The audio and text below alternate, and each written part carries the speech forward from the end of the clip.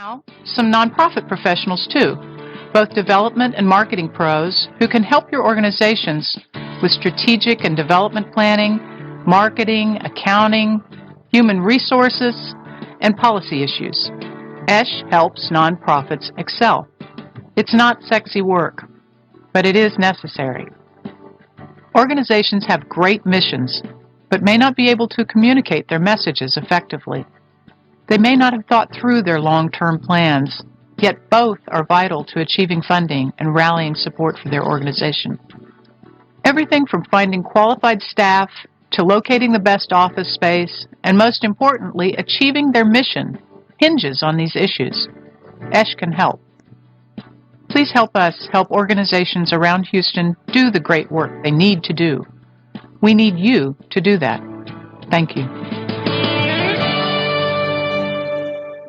Welcome back to Community Business Hour here on 90.1 KPFT HD3. All right, welcome back. Firing up all the microphones. Let's see, how can we do this and be all high-tech with it? Because Gloria back here is going to get in on the action. Let's see. Hey, try out your mic. Go ahead, try it. Just see if it works. Testing. Oh, you can hear her. Here we go. It's about to get crazy live. in here. She's live. Okay. So anyway, my guest, you can see him, sort of. There we go. All right. So if you're listening on air right now, 90.1 KPFT HD3 Pacific Radio. A lot of people are actually watching. We're Ustreaming now. No, we're YouTubing. Sorry, Ustream. We don't use you anymore. We're YouTubing and we're Facebook Living. So, and maybe if I actually grab the audio before the next show comes in, I'll push it up to SoundCloud when I'm done, and you can carry on this conversation. eehour. Anywhere on the social media network, you can, kind of grab us and tweet us and Facebook us and all that other stuff. So, you're regular on the show. You're a co-host now, so go ahead. Co-hosting, yeah. wow. Yeah. Bringing almost like a color commentary there on the play-by-play. I'm just the warm-up always act. my goal. I wanted to be the color commentary. But I'll do play-by-play. You hit on great notes there. Because, I get all the time, they come to me, well, I'm general construction. Okay, that only works for certain government entities because the state may have an announcement there on the Electronic State Business Daily that they need a general contractor for this project they're going to do. And then, if you're on the advanced curve, which I hope our listeners are, yes, that they're not only doing the general contractor, they're doing some part of the underlying, work so that they can start to really build their capacity there, in different referral points. That's not the federal level. Federal level will never announce a general contractor. Right. They'll announce, here's what I'm going to put a roof at the BAMC, Brooker Army Medical Center, okay, in San Antonio, right? You need to go with the specifications here. There'll be a pre-conference, whatnot. And you're sitting there yourself going, well, wait a minute, I'm a general contractor. Are you really? Is that really what you are, right? Or are you trying to facilitate what you truly do, which means get something, this construction project done? Yeah. And whether you call it as a general contractor for this government entity, or you're going in as the roofing expert for the federal project, you're just trying to get that contract. Right. Okay. So know the target market, understand how they talk, the lingo that they have, and if you can't fathom it, find somebody that does. Please do. I mean, and the resources are out there. You just have to ask the question. Gloria was just talking about procurement forum. Yeah. Every month, going back to 1991, I think Right. it is. They've been meeting every month there. And again, the part of the gist of that forum is to get together in one location for a small business, the opportunity to meet with some type of conduit, some type of liaison for someone that they could do business with, right, whether it be another small business, right? Because I notice all the time that no one's getting up to talk with each other. Exactly. Okay. Well, okay. Look, without a dance card to tell who's who, you need to get up and talk to somebody, right? Find out who the small businesses are. Now, we do have an exception. Gloria will get up. She has talked to people. That's how I met her. That's exactly right. She Gets makes up and the round. talks Like I to said, whether you call it being the little butterfly or going around the room and whatnot, Yeah. whatever it may be, go and meet the other people in the room because you never know what it's going to lead to. Right? That the whole object about networking and trying to develop your sales is to truly find out enough information about this potential source or a potential lead to another source, and making that segue, and then not just to sit there and meet them and get their contact, but ask them for some help. Okay. I mean, yes, it's a humble approach there, but that's the way it is. I am not the expert. I am not I cannot wave my wand and voila, I've got a contract. Right. I've got to work my way. I got to scratch and claw.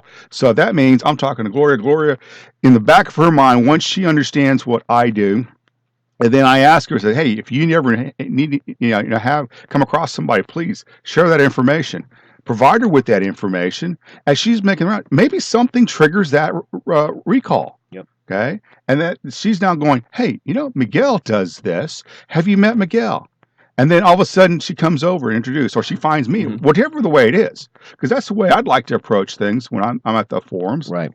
If I know enough about what you do, I have no problems with introducing you to somebody else, because essentially you've taken the time to give me that information and ask me for my help.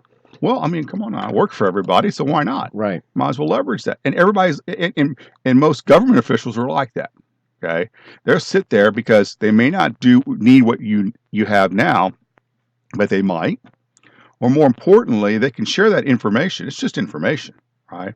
I'm not trying to steer it one way or the other. I'm just sharing that information because I don't know. I don't know what that other government entity is looking for. I don't know what that business is looking for. Okay. All I know is that in my mind, that what they do to make sense. The meeting makes sense. Yeah. Okay. So I mean so hit upon yours is that you got to understand what's out there. You got to be a little more structured in how you approach your sales. All right.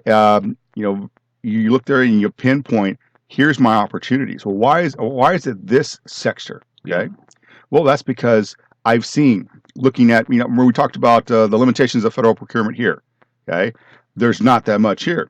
So I can still have a parallel, right, track of trying to attract federal opportunities. However, I know I'm going to have to succeed in non-federal, right, in the interim, right, build up my capacity, because unless I just happen to have in my resume the ability to send, $1 trillion satellite up, okay, I'm going to have to build towards it. You moonlight on the weekend doing that. Yeah, something out of the garage, home-based business, right, one of those things. But that's what happens there. We come across this, we're very fortunate that we have a position, John, you and I, that we can help out people. Yours is a little more volunteer than mine is.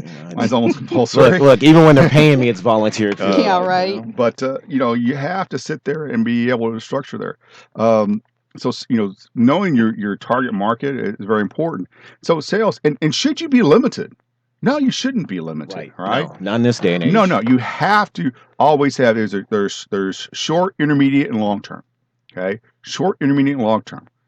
Okay, so the timeline for that, it depends on what your perspective is. If we're talking about the long term, well, I mean, it's a what they call it, long. Right. It's a good play there. You have to build up towards it there. Am I making moves, whether it be advancing or lateral or even sometimes backwards moves to get to that point? But so long as I'm moving towards that, right, I have that, it'll play out in the long run. The short term is a little easier. The immediate sale, okay? Stringing along a series of immediate sales. It's kind of like we use the sports analogy, right? Right. Using that West Coast offense to go down the field 5-10 yards at a time, right? Versus trying to hit the bomb on the first play. Okay, both get you to the end zone, but what did the bomb do? Right. I'm now back on defense because they already got the ball. Yeah. But 5-10 times, I just ate up the clock for half the quarter. Don't think that Coach OB is not looking for, hey, he's from the Belichick school and said, I get the ball now, I get the ball right before half, right after half, and right at the end, okay? All I need the ball is 4 times to just chew up yards, chew up time. I've won the game. Exactly. Okay? And like I said, at the end of the day, what happens is, well, Mr. McNair has a trophy versus, still waiting for one. And, one thing I've noticed is folks either... So there's a lot of different ways you can kind of pair it off. So you have people who manage a business, and I believe those people could go vertical, horizontal, it doesn't matter. It's kind of like with me, it doesn't matter the business. Can we run the system? And then you have people that are like masters of a profession. Like they're passionate. This is all they know how to do. So they could be sitting right next to you in a deal and they'll be like, well, what do you do? Well, I'm great at catering. I could feed everybody on your site. And they're like, well, what we really need right now is someone that can, supply, on-site childcare. And because they have no business mind, they're just all about what they do. They're going to get better and better at what they do. And then somebody that comes along, like myself, that has no experience in any of it, just like, I'll set up a system, I'll get the best people, and we'll roll it out, and we'll provide you childcare. That's right. And when it comes to government contracting, that's a little bit better approach there.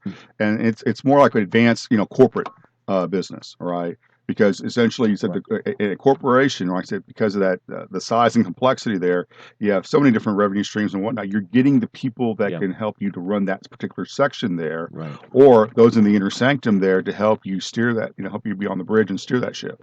And again, you're just giving the vision there and help them succeed in that because of what you've built up. But you're exactly right there. Yeah.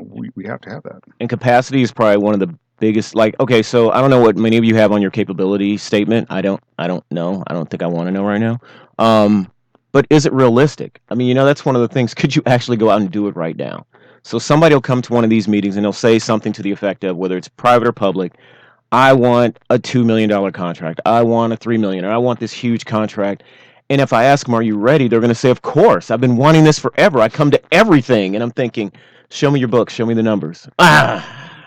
Right. And well, what's in place? Yeah. What's Right. the strategic plan to Go. delegate it out? Can you do can you list some milestones? Nope. Right. Yeah. I mean, essentially, if you're going for 2 million, have you done a 2 million? Have you done larger than 2 million?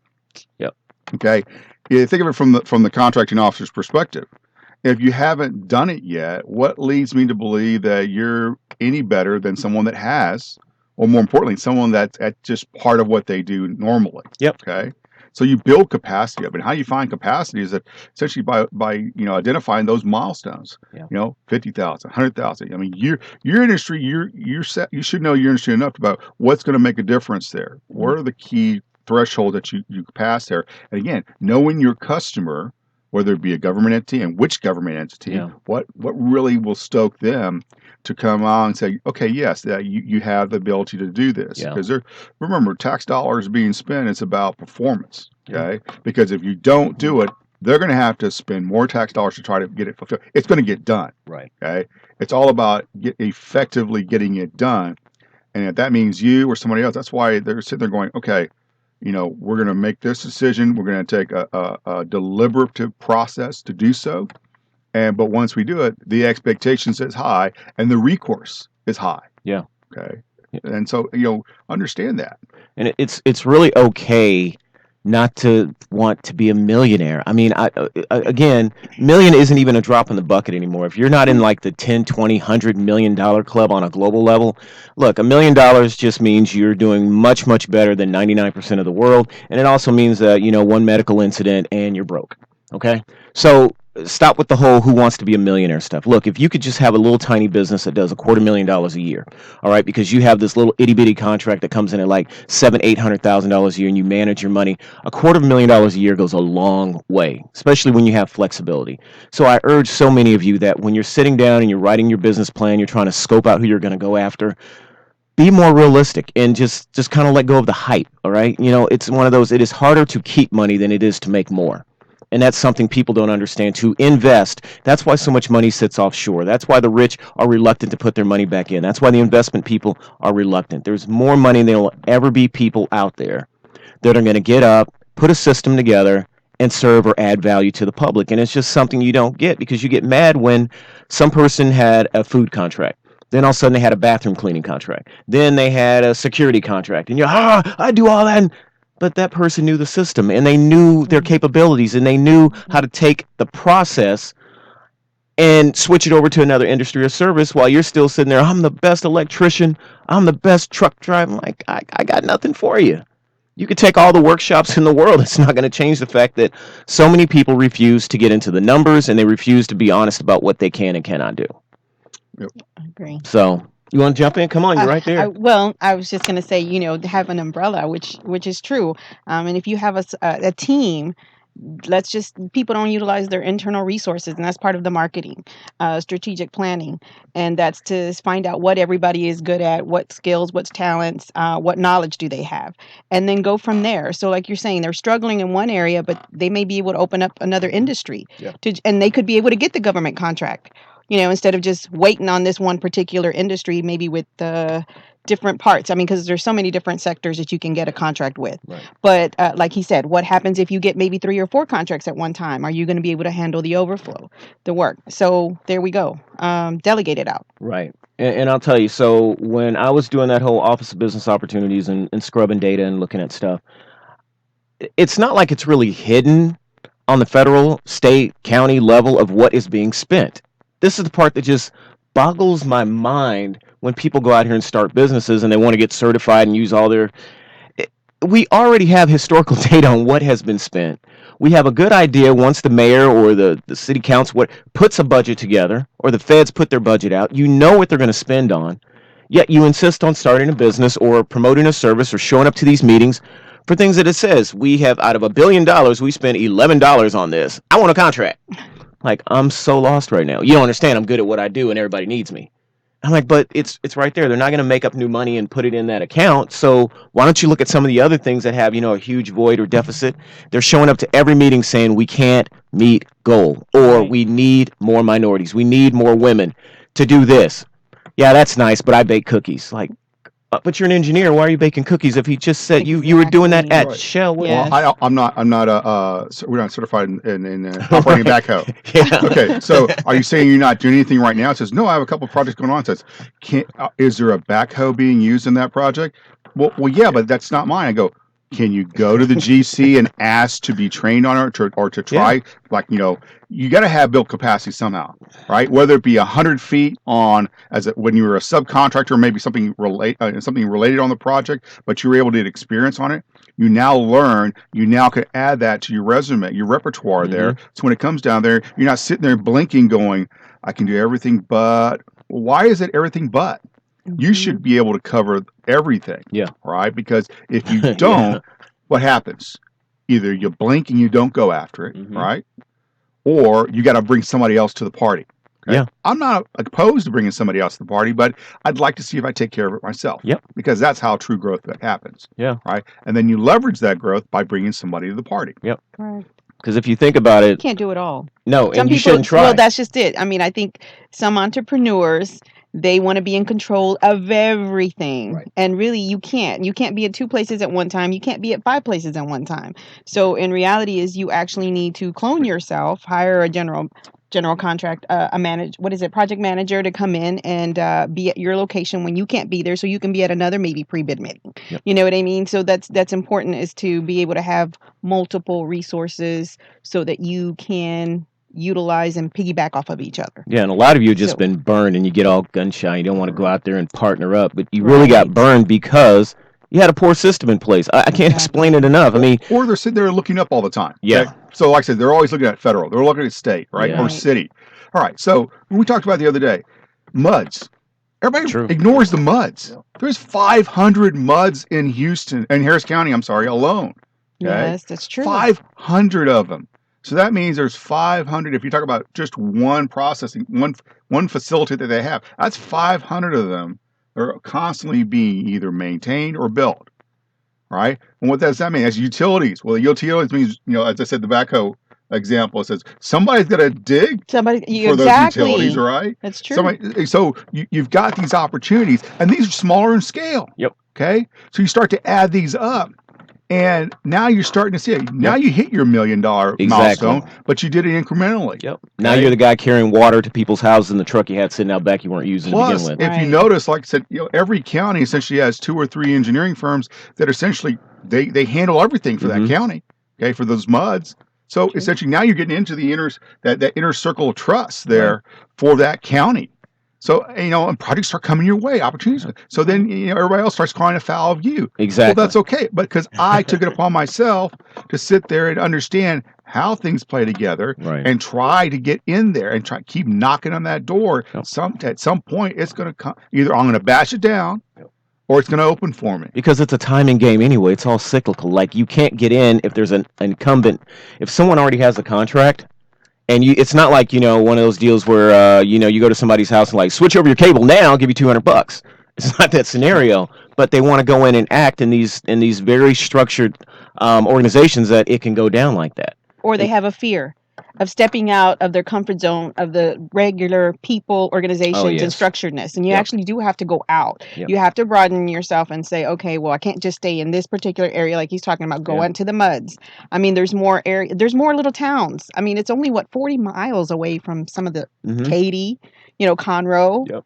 You know what I mean? As far back as I can remember, yeah. There we I go. have serious I mean, it's money. going to be a Yeah. drive, but Serious I money mean, in those you could contracts. open up a little satellite. Come on, what do Yeah. those trailers cost to go out there and do mobile units? Yep. I mean, it's not that expensive. Yeah. So think about it. If you start to extrapolate there, so I start working out in the outlying county areas. As I start to expand, and again, using what they call it, the oil spot approach, where the spot keeps growing, right? But you're starting in a central location and working your way out. So at some point, you start to make those inroads. You build those relationships there in the outlying county, so that maybe you take it upon yourself. You know what comes up all the time? Twice a month, there's a slew of opportunities from TxDOT. All right. Yeah. And it's normally there's one time a month is construction related, and the next time in the middle of the month, or maybe it's the other way around. First of the month is construction. Maybe the middle of it's construction, but the other time it's maintenance. Yes. Right. So maybe you go after clearing the right of way. All right. And the thing is that if you've made the in place relationships there in Caldwell County, all right, or Milam County, or Robertson, over on the northwest side of what we consider our territory, you've got in place there relationships so that you can sit there and call them up going, hey, let's go after this contract. Yep. Okay. And together the little venture there can go after and be able to fulfill that, because you don't have the local manpower, but they do. Right. Okay. Right. And you've got maybe in place the paperwork, side, that administrative process there in place, that you can go and facilitate that. And maybe you be the lead for it. Whatever the structure it may be, right? You've thought out and going, I'm trying to grow this. Why can't that? It's going to happen every year anyway. They're going to have a contract. Somebody has to keep that right of way clear. Yeah. Somebody has to pick up the litter. Somebody has to make sure that the whatever the facilities are done on that. It has to be done. There's plenty of them. The state has to spend that money, like you said. Might as well be you getting it. Why can't it be me? And I've seen the folks that are already there forced to take on more than they want to take on. Like the folks that end up in positions like that, they're comfortable. They're not trying to become the next Halliburton or whatever. They're good where they're at. But they're sitting there realizing there's money left on the table. No one's going to come in. And so they end up taking those jobs. Taking it, yes. And you had the opportunity. One of the things I was going to mention earlier is like when it comes to that partnering thing, if you really think about it. So I used lynda.com for a long time. I love my lynda.com. It's the best, like, at pace, your own pace workshop training you could find as far as I'm concerned. They were swallowed up by LinkedIn. Okay, LinkedIn said, why don't we go out and create our own, training and development and all that? We'll just buy up this product. Now, Microsoft comes along to swallow up LinkedIn. Right. Mm-hmm. So many of you on a much smaller level have the same opportunity because people have made poor decisions. They've gotten tired, whatever. They have the equipment, they have the relationships, and they've hired all the people, but they really never focused on their scope, their customer, any of that type of thing. And so now you get to come in like a superstar hero and say, hey, I know where we can go find some business. You sit tight, I'll be right back, and get the thing going. And so over and over again, I see where you're not partnering because at the end of the day, you don't want to show your books. And I know why you don't want to show your books, because you don't have any books. You don't want to hand out any extra work because you're afraid they might steal your clients. You know why? Because you didn't even know who your clients were. You got lucky. You were in the right place at the right time. You caught the market while the tides were rising. Whatever the situation is, you made it. Then the tables turned, and now you're sitting in workshops and going all kinds of trainings and begging and pleading, trying to figure out, how do I save my business? But the whole time while things were good, you never put a system in place. And the system meant you didn't have an accountant or CPA or CFO or somebody that could help you with your numbers. Yeah. Well, I always say marketing is what you do after you get your act together. Because if they can't tell you who their customer is and who's their most profitable customer and what their turnaround and how many employees they need, you can bring in all the business in the world. They're going to be mad at you next month and not want to give you your retainer. Because and we see this over and over again. They go out, they hire a web person, and they think this web person is about to drive 50 million followers to their YouTube, 5 million followers to their Twitter. And it's like, well, what do you even do? What do you mean what I do? I'm a donut shop. What do you mean what do I do? Okay, well, who's your client? Well, my client is anyone in the neighborhood or anybody in the world that wants a donut that has custard in it. Like, are you serious right now? And then you go out there, you take the money, you go out there, you go to help them, you write copy, you build a website, and there's like 3 likes, 4 likes. You go buy some overseas from Turkey, so now they're up to 1,400 likes, and they're mad because it still doesn't make the cash register But that's ring. only part of it. People seem to forget that there still has to be public engagement. There's still got to be a friendly face. I mean, social media does one aspect of it, but Brings them in. yeah, You catch them, they got to clean them. Exactly. They can't clean them. That's always been my point when people get mad at marketing. When I dog marketing, I have a degree. I'm doing the MBA and all that. And I know marketing front to back. But marketing is pointless until you, as a small business owner, has your act together. All you're going to do is frustrate those in PR, frustrate those in marketing, advertising, copy, web development, and you're going to blame them for the fact that at the end of the day, you're just an employee who decided not to get any business skills, but run around with business cards yelling, I'm a business person.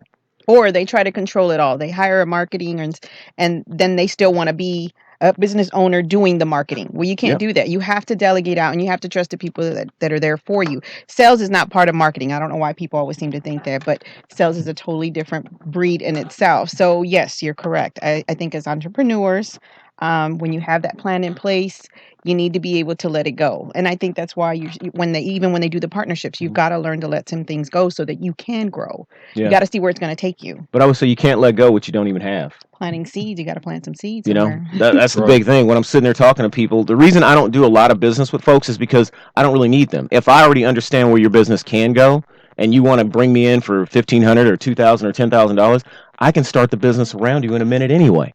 You're like Shark Tank without the money. With times 20, Yeah. And so when people want to bring me in, like they're giving me this incredible offer, like, John, you got to get in on this, and I'm like, what's in it for me? You don't know your market. I do. I know where they get their money from. I know where they're going. I know where they sleep. What purpose do you serve as other than a vendor to me? So actually, you should be paying me, and then we'll do it from there. And they're like, well, I'm a jerk.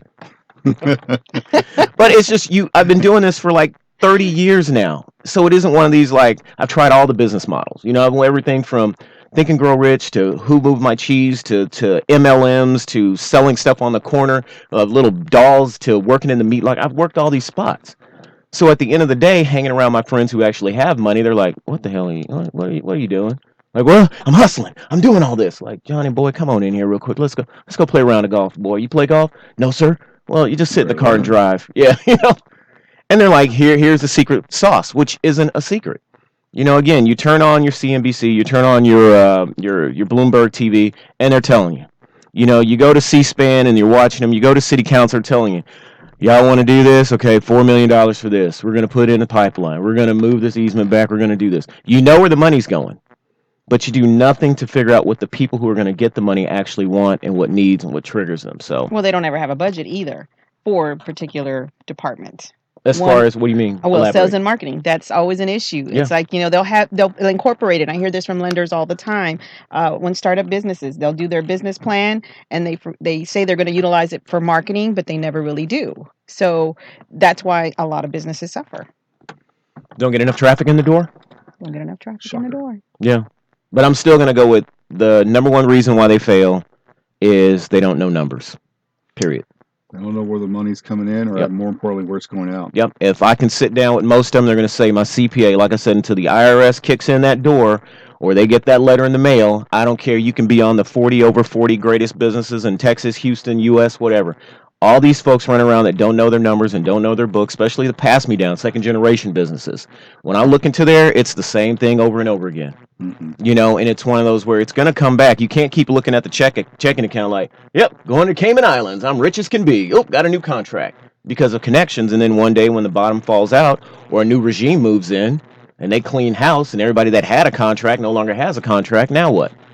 So, but I mean, I see it all the time. Right. So, talking about some we growth. talked about growth last week. Yes. Okay, so growth is a big key. And I mentioned export markets. Love international trade. That's one of those things where margins, if they're slim, it's your fault.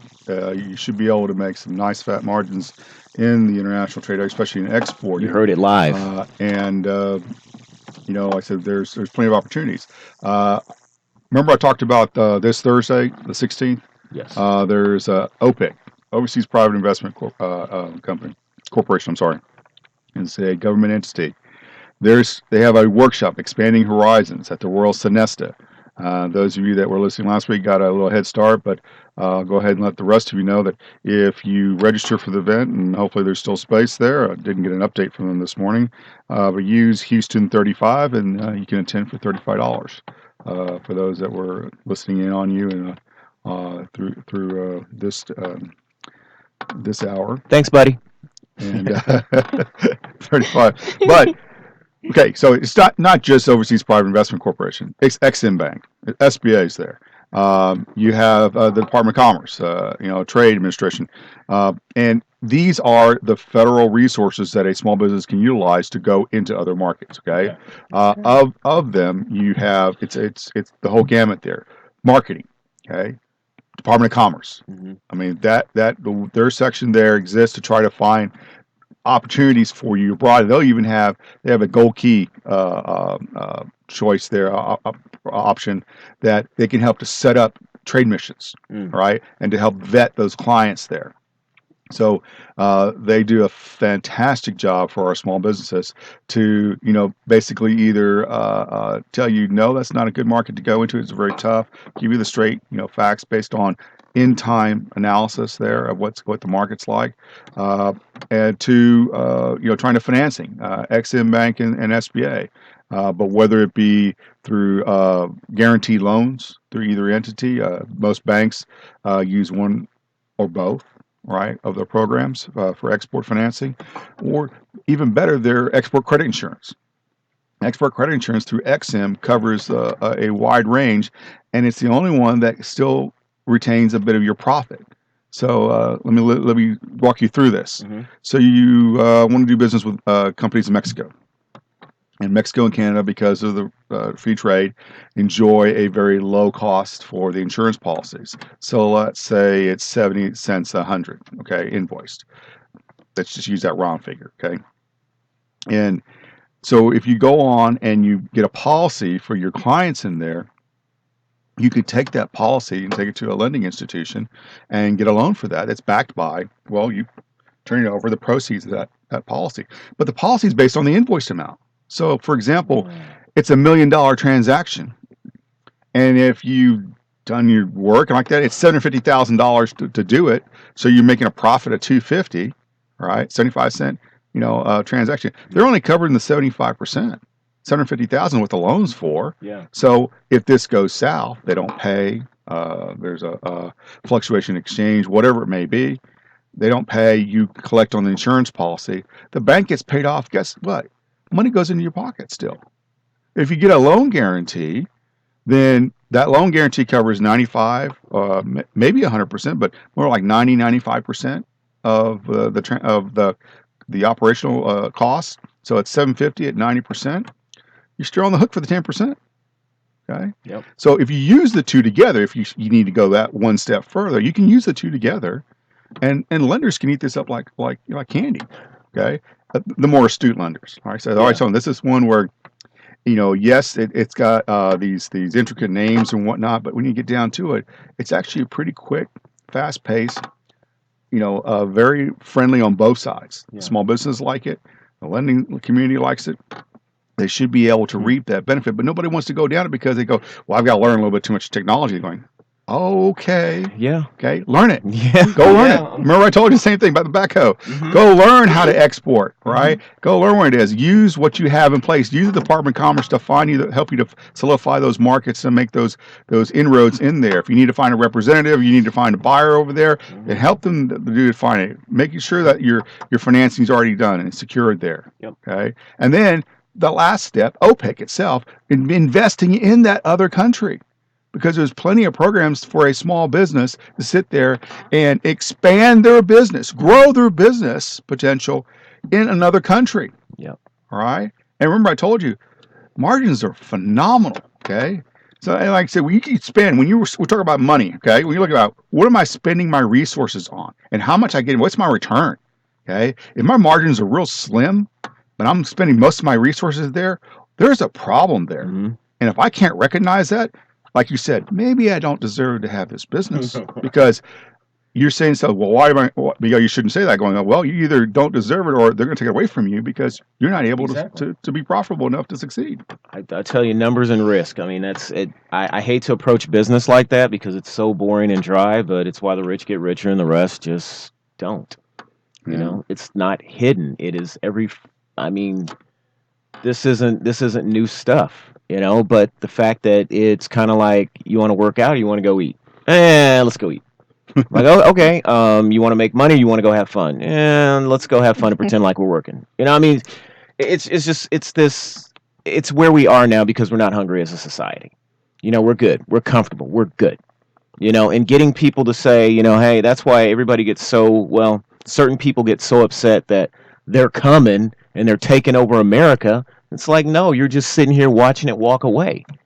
And, you know, they're talking about the whole STEM and kids and schools and the whole fact that we're not training our kids. We had shop class. Right. We learned how to drive. Had trades. We had trade. Yeah, We have to Everything. economics, import our trades. yeah. There's no natives that want to do plumbing, electrical, There we Yep. go. masonry, nothing. Yeah. Okay. Woodcraft. Oh, Auto God, mechanics. Yeah. Yep. There you go. Okay, you can't find that. My wife was telling me that she can't find anybody that wants to do tile.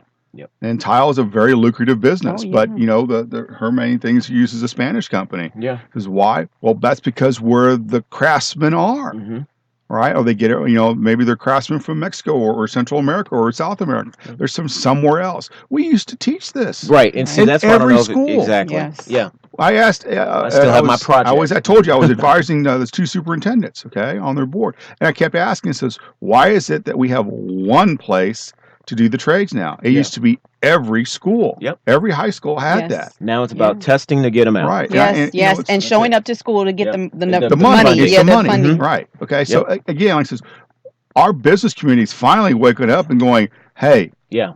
we rely on you to, if you're not going to do this, we're going to find a different way. And Yes. that's why I really applaud HCC, Mhm. Lone Star College, San Jacinto College, all the different community colleges for stepping up. Yep. They are filling the gaps there. Yep. So what has to happen now is, dare to say, you have to reduce the amount of time there required to get through this rudimentary, essentially the high school, Core and all. Yeah. and then give them enough time to really learn the trades there. So that little 2 year. So maybe we need to reduce down to 10 years. The only way you do that is you go full year. Yep. I'm sorry, kids, that I have to tell you that. I like that idea. Well, But- homeschool do it all the time. But the thing is that you get them out early and give them, while they're still in that peak educational Exactly. world of their brain, those last 2 years to learn something. Because maybe, like I said, a lot of kids, they think they want to get into this. They go to college and they spend that money and they go, no, I changed my I mind. don't want to do this, all right? It says, well, but if you would have been doing something and you find something that you enjoyed, I think your kids and I were talking last week. Yeah.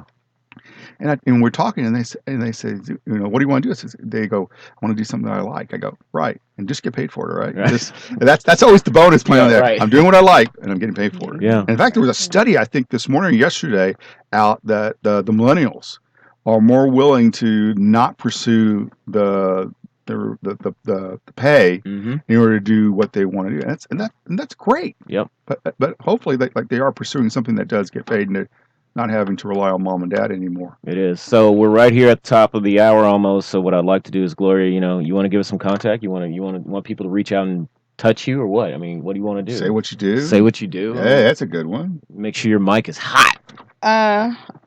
Okay, well. Yeah, we didn't formally introduce you. Go ahead. Okay, I'm Gloria Scott,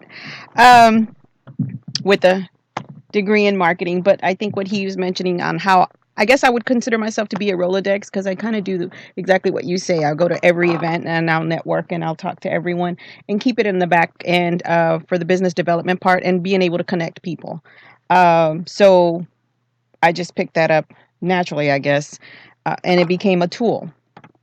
So I kind of just used that to start out and decide what it is that I wanted to do in part of marketing. You got a company? You want to tell them? Okay. How to reach out and get you? Well, I have a consulting firm, Gloria Scott Consulting.